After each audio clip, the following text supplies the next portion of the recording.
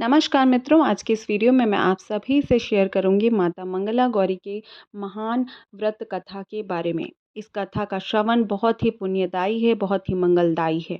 जब आप इस कथा का श्रवण कर रहे हों तो हाथ में आप अक्षत, कुछ पुष्प और कुछ धनराशि अवश्य रखें।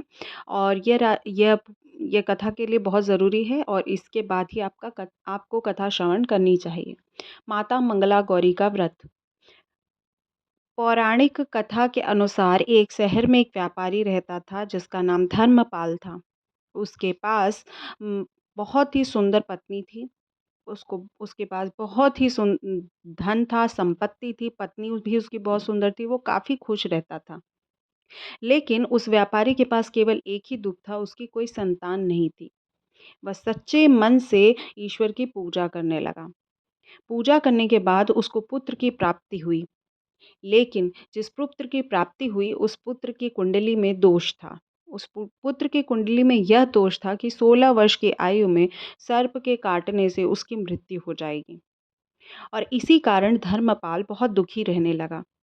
उसकी शादी 16 वर्ष से पूर्व हो गई, यानी धर्मपाल के पुत्र की शादी 16 वर्ष से पूर्व हो गई। जो जो संतान की पत्नी थी, यानी जो धर्मपाल का पुत्र था, उसकी जो बहू आई थी वो माता मंगला गौरी का व्रत किया करती थी।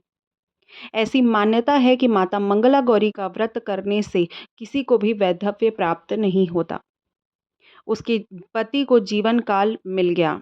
मतलब संतान की जो पत्नी थी उसने मंगला गौरी का व्रत किया और कंटिन्यू शादी के बाद भी वह व्रत करती रही, जिसके कारण उसको उसकी जो संतान थी, धर्मपाल की संतान, जो दोष था कुंडली का, वो दोष मिट गया। तभी से सावन में पड़ने वाले हर मंगलवार को माता मंगला गौरी का व्रत किया जाता है। ये बहुत ही पुण्यदायी कथा है और इस प्रकार ये कथा समाप्त होती है। आपने जो अक्षत और जो पुष्प लिया है आप उसको जो अक्षत है और पुष्प है उसको आप पेड़ में डाल दीजिएगा और जो धनराशि आपने ले रखी है उसको आप मंदिर में दान कर सकते हैं।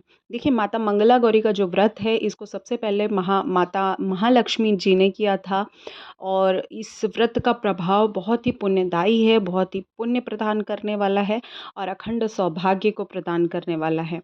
आप सभी की मनोकामना माता गौरी, माता मंगला गौरी पूर्ण करें। इसी मनोकामना के साथ मिलती हूँ नेक्स्ट वीडियो में। अगर कथा कहीं पे भी किसी भी रीज़न पे अच्छी लगी हो तो लाइक शेयर ज़रूर कीजिएगा। चैनल पे पहली बार हैं तो सब्सक्राइब ज़रूर करके जाइएगा। मिलते हैं नेक्स्ट वीडियो में, तब तक के लिए जय माता दी।